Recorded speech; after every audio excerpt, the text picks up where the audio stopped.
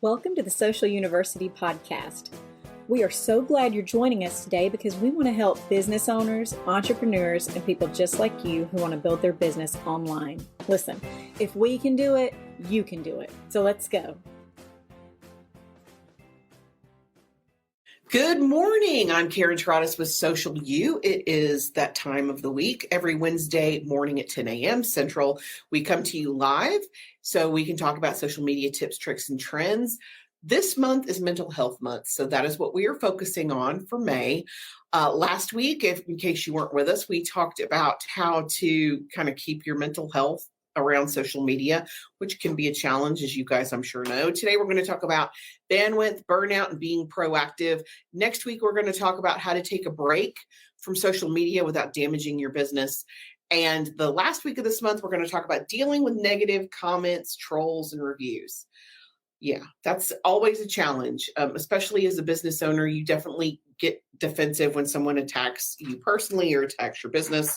We want to talk about that and the best way that you can handle it so you don't lose your mind or damage your reputation online. So let's get started. Today, we're going to talk about bandwidth, burnout, and being proactive, ways to get ahead. So, okay, what do I mean when I mean bandwidth? Bandwidth is basically what you can handle without losing your mind.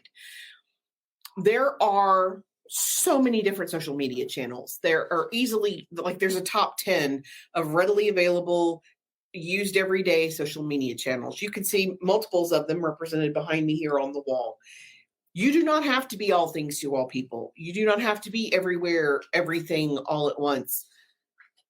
Pick your best representation and focus on that specifically. It is better to have two platforms that you are very good at, that represent you well, that target your ideal client or your ideal community, than it is to be on every platform poorly. So you need to take a look at your target demographic and focus on the platforms that represent you the best. Now, do we have clients that are on multiple platforms, up to 5? Yeah, we do. And the reason we do is because they don't have to work, that their bandwidth isn't even a factor in that puzzle, in that issue, that it allows them to kind of offload that mental capacity onto us. And that's what we're for. But if you're a business owner, you wear a ton of hats. You're the janitor, you're the cheerleader, you're the accountant, you're HR, and you're the marketing team. Pick your battles. What works for you? Pick 2. 2 is great. If you can handle 3, 3 is great. But again, I'd much rather see you handle 2 really well than 5 poorly. Facebook is almost essential just because the whole world is on there. But if you are targeting a younger demographic, Facebook might be a waste of time. It might be better for you to go directly to Instagram and TikTok. It just depends on your audience. So once you've made your choice, it gets easier for you to have clarity on what you're going to do with that choice. Okay, now let's talk about how to avoid social media burnout. And I'm talking about it from a social media manager's perspective or a small business owner's perspective. How do you avoid burnout when you literally have to be online for your job or for your business every single day? I can tell you one of the things that I personally do, if it's not work related, I might not look at it for days. I've had multiple people say, I sent you a message on Instagram. Did you send it to my business account? I'm not looking at it. It helps save my sanity. I can't be in and out of multiple platforms every single day personally when I have to do it professionally. So that's just one of the things that I do. It's part of my boundaries, which is number 1. You have to set boundaries and be able to step away. I do not look at social media platforms. Once I cross the threshold to my bedroom, I'm done. I don't get on social media platforms when I know I'm going to bed. I also use the setting on my phone that changes the light. At 10 p.m. it changes and it doesn't change back until 7 a.m. I have to have, I don't want that disruptive, the blue light, you know what I'm talking about. So you can change that setting on your phone so that it protects you and it helps you long-term. Know your boundaries. If you know that you're going to go down a YouTube rabbit hole, maybe remove the app from your phone and only use it when you're on your laptop. There's different ways to do it. You know yourself better than anybody, but set your boundaries. If part of your boundaries, yes, Jason, 100% boundaries are super important. If you know that you're going to go down the rabbit hole on TikTok, make it a reward, or only do it while you're working out, or only do it during the commercials on, oh yeah, nobody watches commercials anymore. But you guys set your own boundaries that work for you. Number 2, you can reduce posting temporarily. If you're going through a particularly stressful time, you don't want to come off of everything so that there's this big gap in your posting. But if you're posting 5 times a day, every single week, that's a lot. Almost for any of the platforms, that's almost, it's not too much, but it is a lot. So if you're starting to have burnout and you need some relief, only post twice a week for a month. Only post 4 times instead of 5 times. Pull back your posting frequency to save your mental health. Number 3, you need to have a realistic expectation of how long it takes you to actually do the tasks that you have assigned yourself to do. One of the best things I can tell you for that, there's this wonderful app, it's free, called Toggle, Toggl, there's no E. And it will help you figure out how long you're spending on each item. You may, in your head, think, I can totally do that in an hour, when in reality, it takes you 2.5 hours. Having a realistic understanding helps you set a realistic expectation. So once you know how long it takes you, if you know for a fact it takes you an hour to schedule all of Facebook posts, then only allowing yourself 30 minutes is going to, you're automatically signing yourself up for stress and burnout. Realistic expectations, realistic goals. Number 4, know what makes you money. Now, I'll be the first person to tell you, of course, I have favorites. I love TikTok. It's my favorite. I love YouTube. Does it make me money? Yeah, we get leads for both of those platforms, so it makes sense for me to spend time there. If I'm spending 2 hours a week posting on Instagram and we're not getting any conversions, why would I continue to do that? If I am posting an hour a week on Pinterest and we're not getting any views, we're getting 100 views a month, why? Why would we do that? So you have to look at those analytics and figure out what works for you, so you know if you need to continue down that avenue. I'm always hesitant to tell you to totally abandon a platform, but you do need to know where the money comes from so you'll know which path to take. Number 5, recognize when you need help. That was a very difficult decision for me to make when I was a newer business owner, to make that decision. I think I'm drowning. I think I need a lifeline. I think I'm going to need to hire somebody. My first hire was very difficult and painful for me. 1, because I waited too long, and 2, because I waited too long. You need to know when you've reached your breaking point where you need help. And you don't have to go from 0 to 60. It could be very simple. If you're posting on Facebook and Instagram and you love the Instagram part and Facebook makes you cringe or throw up, then stay away from that. Offload that one thing to help save your own sanity. If you know that writing blogs stresses you out, and because it stresses you out, you push it back, or wait to the last minute, or it's only 300 words, that's the thing you need to give away. So if it stresses you out, there's a reason I'm not a bookkeeper. That is not my forte. There's a reason we have a bookkeeper who I love dearly and answers all my bookkeeping questions and makes sure that I don't go to jail. It causes me so much stress. Is it worth it to have somebody to do that for me? 100%. So recognize when you need assistance and actually get that assistance. Number 6, I kind of combine those. Number 5 is recognize that you need help. And number 6 is actually get the help. If you know that you're struggling with 3 platforms and you need to give one away, give one away. We can do that. We can do a single platform. We can do 2 platforms. If you're the salesperson for your company and you're the one that generates the income and you're the one that makes the money, spend your time making the money and give away everything that doesn't make you money.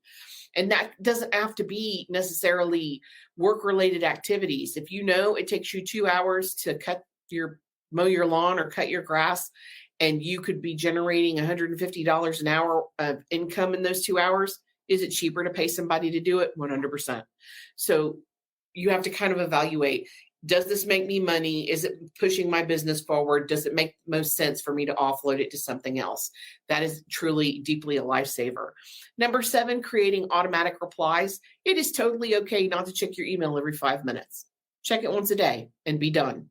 If you really need to check it twice a day, if you're working on a project, email is not the method of communication anyway. You need to be in Slack or Asana or Trello, where you can get those notifications directly to your phone if you're in the middle of a time-sensitive project. but set those boundaries. I only check my social email once a day. I only check my speakeasy email once a day. I cannot live for the ding. Every time my computer dings or every time my phone dings, I'm not running to see who it is. I can't do that. It distracts me, especially if I'm in the middle of trying to create material for classes or for training. It helps keep me focused. Number 8, again, I've touched on this briefly already. Reevaluate your platforms. Take a look at what's actually working for you so you can focus on that. Number 9, and this is part of the being proactive. This is how you get ahead so that and essentially that's what we've done. I've broken this out into 3 pieces. The first part, we talked about bandwidth and what works for you. The rest of these is burnout and how to avoid burnout. From this point forward, we're going to talk about the proactive part. How do you proactively prepare yourself so that you can prevent burnout long term? Well, you need a content calendar. Nothing is more stressful than, oh my gosh, it's 4:00 on a Tuesday afternoon. I've got an appointment coming in 5 minutes. I haven't posted anything in 2 days. What am I going to do? A content calendar helps you escape that. If you have a 2-week rotation, and we have a free content calendar template on our website, go to our website homepage and download it, totally free and customizable. So you can go in there and if ideally testimonials twice a month, that's an awesome thing to have. Tips. You want to educate, inform, entertain, ask questions, answer questions. This is the day that I post video. If you know this first and third Tuesday of every month are your testimonial days, you can go in at one time and make 6 testimonials at one time and schedule them ahead for the next 3 months, and you're done. So much easier when you know the content that you need to create versus just a kind of random willy-nilly, what am I going to post today? Plus, if it's not feeding your strategy, you're not actually helping yourself long term. So having that strategy with that content plan in place, one of the best things you can do to prevent burnout. Number 10, create a crisis plan. Clients that we've had for years, and we have clients that we've had for years and years, we have foul weather plans in place. And this is Alabama, you're just as likely to close down early for snow as you are for a tornado. So we already have those graphics generated in their client folders and ready to go, so that if you're in the middle of your business and you know you have to close early and go home because there's a tornado warning, it's a very simple thing to pull it out of that folder and post it. Very simple thing. If you have whatever is considered a crisis for your company, and of course that depends on what you do. That's funny. Becky's crisis plan, call Karen. That's funny. And also true. But like when COVID hit, we sat down and made crisis plans for our client base so that we knew what we needed to do and they knew what they needed to do. We have protocols in place for PR emergencies. Knowing how you're going to respond helps you long term and alleviate stress. That's why I want to focus on negative reviews and negative comments. Knowing how you're going to respond to that alleviates the stress of being in the moment going, what am I going to do with this terrible review? We're going to help you with that. Okay, number 11. Verify your current systems that are in place. Does your intake process actually work? Is it effective? Do you need to edit that? If you got hit by a bus tomorrow, could somebody come in and pick up what you were doing and execute effectively? That's the kind of thing you need to ask yourself. Does every team member have what they need to move forward if something happens? If there was I learned this the hard way on my own business. If there's an emergency with a team member, is everything in place where another team member can walk in behind them and pick it up and have this smooth transition? 100%. Wasn't always like that. It is now, but it wasn't always. Again, I have to learn everything the hard way. So knowing what you're going to do in case of emergency is great, but having a system in place that your process is in place and established is the first step to avoiding the emergency altogether. Number 12, schedule all of your posts ahead of time. It is the best, most wonderful feeling ever to know you're on vacation and you don't have to touch it. Now, you have a couple of platforms that make you post in the moment. TikTok, bless their heart, you have to do it this day of. So if you're going on vacation, that's when you turn to your team member, you turn to maybe another business owner. You guys trade off. I'm going on vacation this week. If you'll post this for me, I'll do yours for you while you're out of town. Very simple. Or that might be the week you need a virtual assistant, or that might be the week that you need us to help you post. Schedule it as much as you can. Facebook allows you to schedule inside Facebook. Facebook allows you to schedule your Instagram. You can now use Tailwind, of course, to schedule on Pinterest. You can use Later and Hootsuite, great scheduling tools, but every single platform allows you to schedule, except for TikTok. And Reels, you still have to do Reels. No, that's not right. Yeah, that's right. You have to do Reels in the moment. You can schedule stories, but you have to do Reels in the moment, sadly. Hopefully that will change. We'll see. Okay, and the very last one, maintain healthy habits. If it works for you and it doesn't burn you out, it's probably okay to keep doing it. If you're doing it and you know you're creating your own problem, maybe reviewing that and putting a stop to it is a good idea. So do maintain those healthy habits. Do maintain those boundaries. Do evaluate your business statistics once every quarter to make sure you're on the right page and you're going in the right direction. You have to check those things to know if you're doing it right. And that is it for me today. We will be back again next week. And let's see, next week, what are we talking about next week? How to take a break without hurting your business. Vacation time is right upon us. What do? How do you get around being off for a week or 2 weeks or even a month without damaging your online presence? We're going to address that all next week. As always, if you have a question or an issue, you can leave a comment or send us a direct message. We're always happy to answer those and jump in and give our 2 cents. Me in particular, I'm all about the 2 cents. But until next week, I am Karen Taradas with Social U, and I'm here to help. Thanks for joining us for the Social University podcast. We hope you enjoyed it. Be sure to follow us on all of our social media at Stay Social U. That's the letter U, and we will talk to you next week. Remember, you've got this.